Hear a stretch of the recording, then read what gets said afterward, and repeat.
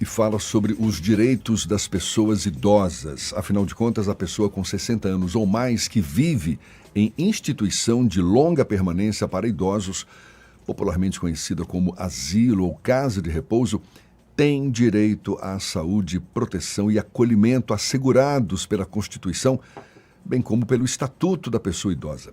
E quando esses direitos, reconhecidos por lei, são ameaçados ou violados por omissão ou abuso da família, do curador, da entidade de atendimento ou do Estado, vira caso de justiça. De acordo com a Base Nacional de Dados do Poder Judiciário, o DataJude, entre janeiro e julho deste ano foram abertas mais de 44 mil ações nos tribunais de todo o país em defesa da dignidade, bem-estar e direito à vida da pessoa idosa. Pois é sobre como garantir tais direitos que a gente conversa agora com o professor universitário e advogado Fabrício Pozzocco. Conosco também, no Issa Bahia. Seja bem-vindo, muito obrigado por aceitar nosso convite. Bom dia, professor. Bom dia, é sempre um prazer a gente estar junto e poder conversar a esse respeito aí de um tema tão importante. Exato, a gente se depara aí com aumento no número de ações judiciais relacionadas a maus tratos, violações de direitos em instituições de longa permanência para idosos. Na sua avaliação, professor, qual tem sido a principal falha no sistema de fiscalização dessas instituições? O que a gente observa muito é que, infelizmente, existe muita propaganda falando a respeito de fiscalização, porém, objetivamente, essa fiscalização ela não acontece. A gente tem hoje uma dificuldade muito grande, principalmente porque essas instituições de longa permanência para idoso, que são conhecidos como os asilos, as casas de repouso, muitas vezes elas são clandestinas, elas não são abertas de uma maneira correta como manda a legislação. Então, naquele lugar, a gente nem sabe, muitas vezes, o poder público nem sabe que funciona ali especificamente uma instituição de longa permanência para idoso. A prefeitura da cidade não sabe disso. Só as pessoas que fazem aquele boca a boca que muitas vezes descobrem que naquela casa, naquele lugar, alguém vai lá para cuidar de idosos. E, infelizmente, muitas pessoas acabam esquecendo o verdadeiro objetivo, que seria cuidar dos idosos, e passam a, infelizmente, agir na situação de poder criar vantagens em relação a esses idosos. Aí a gente fala sobre os problemas das apropriações de bens, né, que é muito comum a pessoa trocar a internação do idoso por administrar sua aposentadoria. E isso não pode acontecer. A lei é clara em dizer que há necessidade de se deixar um valor para o idoso poder fazer as suas vontades, as suas necessidades mais básicas, no sentido de comprar alguma coisa para alimentação, comprar, por exemplo, algum medicamento, alguma roupa que ele queira. Mas muitas vezes as pessoas acabam pegando aqueles cartões, né, do idoso que recebe a aposentadoria, anotando a sua senha e fazendo saques nos bancos. Então, esse é só um exemplo dos problemas que a gente tem. A fiscalização acaba ficando muito difícil dessa forma. E a gente é de se supor que a qualidade dos serviços prestados por essas instituições muitas vezes de fato deixam a desejar porque não tem aquela infraestrutura adequada. Na sua avaliação, professor, a regulação atual da Anvisa, da ABNT, por exemplo, é suficiente ou deveria haver normas mais rigorosas para garantir a dignidade e a segurança dos idosos? A gente precisa lembrar que os idosos, né, não só os idosos, todo brasileiro, mas principalmente os idosos que fazem parte dessa a parte mais experiente da população, vamos colocar assim, precisam, até por conta da sua hipervulnerabilidade, ou seja, por serem pessoas que têm uma vulnerabilidade muito grande, né, precisariam ter um olhar melhor, um cuidado melhor. Infelizmente, a gente tem regras técnicas, que são essas regras da Anvisa, que são as regras da ABNT, que se referem à forma como, por exemplo, a instituição tem que ter lá tantos banheiros, tanto o quarto tem que ter a medida dessa forma, qual é a forma que o idoso vai especificamente ter a administração do seu medicamento, ou seja, são regras técnicas, mas não são regras efetivas no sentido de a gente poder ter aí uma identificação e uma fiscalização mais adequada. Infelizmente, a gente começa a perceber que muitas dessas instituições que funcionam de maneira clandestina simplesmente colocam uma placa na frente lá do estabelecimento, ou muitas vezes nem colocam essa placa, fazem anúncios na internet, né? E as pessoas acabam levando os idosos até lá. Infelizmente também uma parcela muito grande da população acaba levando os idosos para poder largar os idosos lá, ou seja, ele não quer prestar um cuidado para o idoso, ele quer tirar esse fardo das costas dele. E aí também é uma questão de consciência. Eu acho que quando a gente fala de valorização da pessoa idosa, a necessidade também, não somente de regras mais efetivas para que essa fiscalização possa acontecer pelos municípios, que talvez seja o ente mais próximo daquilo que está acontecendo na cidade, mas também uma questão educacional. As pessoas precisam aprender a valorizar aqueles da terceira idade, ou da melhor idade, como muitas vezes a gente costuma ouvir, porque, infelizmente, todos nós, num certo momento, vamos ficar velhos. E seria muito ruim se aqueles nossos filhos, por exemplo, vissem o que nós fazemos com os nossos pais mais velhos, em largá-los, por exemplo, nesses estabelecimentos, simplesmente para evitar o fardo de ter que cuidar e trocar isso por uma aposentadoria. Cuidado que a gente pode estar ensinando os nossos filhos de uma maneira errada e daqui a pouco nós sermos essas pessoas que vamos acabar sendo colocados nesses estabelecimentos e abandonados por lá. É verdade, todos nós estamos envelhecendo, não é? Nos casos, professor, em que, por exemplo, os idosos não recebem a dieta ou a medicação adequada, mesmo com as prescrições médicas claras, qual o papel do plano de saúde, por exemplo, do Estado também nesse cenário e como que os familiares podem agir em casos de negligência? Jefferson, isso é muito importante.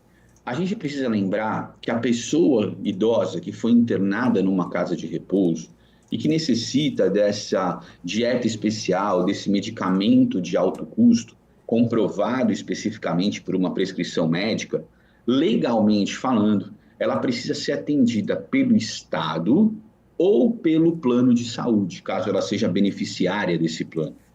A gente observa no Brasil que os tribunais têm acolhido pedidos dessa forma, exatamente por conta da omissão que se existe em relação ao Estado, ou ainda o descumprimento contratual que existe em relação ao plano de saúde, que acabam esquecendo que existe uma proteção constitucional da vida, que é o bem mais importante que a gente possa aí ser preservado, né, nessa situação.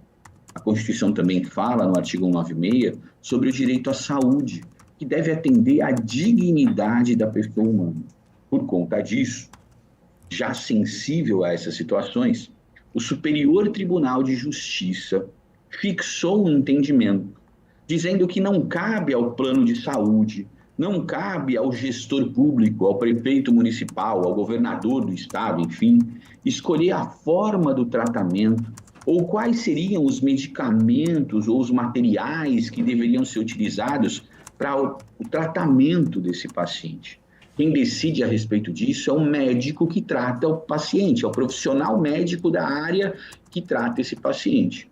Portanto, se as famílias se veem numa situação como essa, é importante procurar um advogado da sua confiança, procurar a OAB da sua cidade, procurar até mesmo o Ministério Público, para que possa fazer a denúncia e buscar os direitos desse paciente idoso em relação a tudo aquilo que a Constituição e as leis asseguram a ele no que diz respeito ao tratamento médico, no que diz respeito à alimentação objetiva, né? Geralmente são aquelas alimentações parenterais que são também caras e que necessitam ser providenciadas. Doutor Fabrício, bom dia, Ernesto aqui.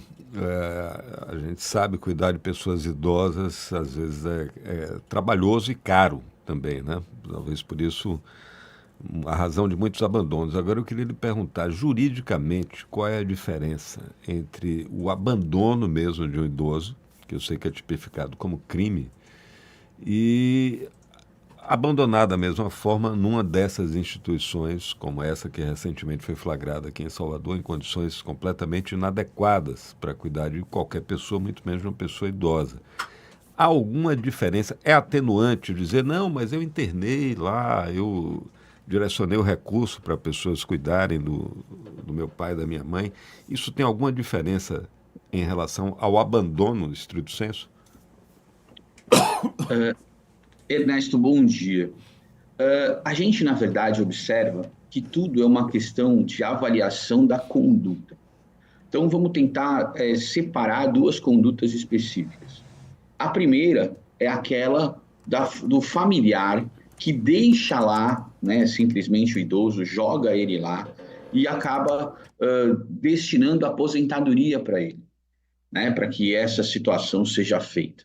Nesse caso específico, a gente tem a questão, mas eu simplesmente providenciei os recursos, eu coloquei ele nessa clínica para que ele tivesse um melhor atendimento, eu não sabia, como muitas vezes a gente escuta isso, né? Só que, na verdade, não basta eu ir lá e colocar o idoso nessa clínica, não basta eu ir lá e providenciar os valores para pagar essa clínica, se não é com a aposentadoria dele, se sou eu que pago.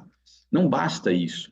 Porque, além disso, quando você, na verdade, deixa de promover a fiscalização do lugar, quando você larga o idoso naquele local e simplesmente o abandona desse convívio relacionado às pessoas, você também está abandonando o idoso. Então, isso é importante entender. Quando a gente fala de abandonar, não é só largar num lugar, é quando você, na verdade, esquece. Você simplesmente não vai lá para poder analisar essas outras situações. A situação não é somente material, deixar o dinheiro lá. Então, é algo mais. Por conta disso, esse familiar pode ser processado pelo Ministério Público, exatamente, tanto de maneira civil quanto de maneira criminal. Outra situação é aquela que a gente observa lá do funcionário, né, da clínica.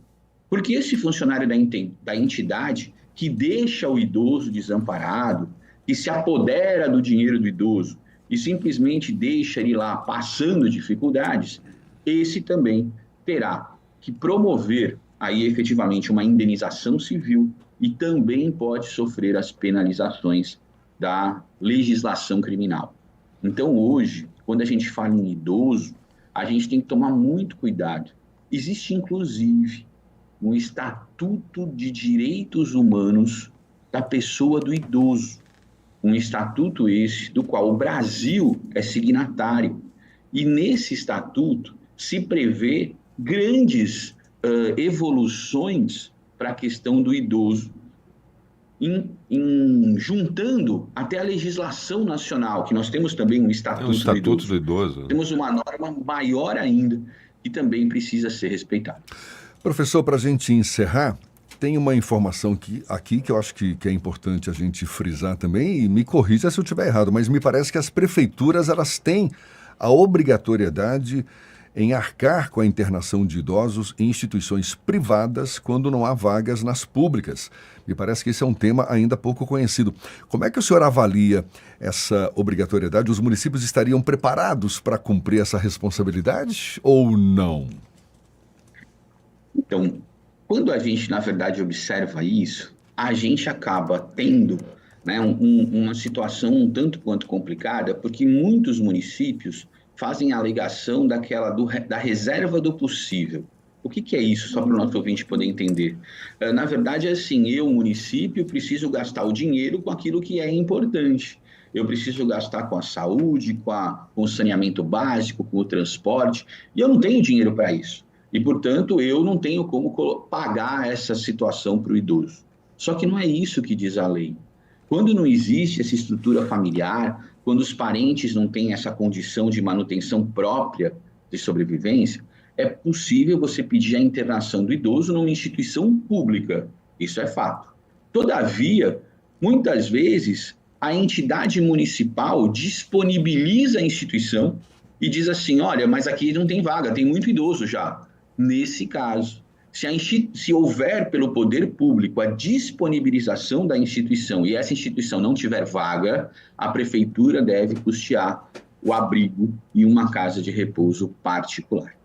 Então, na verdade, essa é uma situação prevista pela lei. Se a prefeitura oferece esse tipo de serviço e se lá não tem vagas, é importante que se entenda que esse serviço tem que ser fornecido para todo mundo do mesmo jeito, que esteja naquela mesma condição. E a partir daí, a prefeitura pode sim ser penalizada pelo Poder Judiciário a oferecer essa vaga e custear todo o tratamento. Muito bem, professor universitário e advogado Fabrício Pozzocco, muito obrigado pela sua disponibilidade. Um abraço forte, bom dia e até uma próxima, então. Eu quem agradeço a oportunidade, um abraço a você, aos outros colegas de bancada e todos os nossos ouvintes. Muito bem, agora 16 minutos para as 9, um bom dia para você.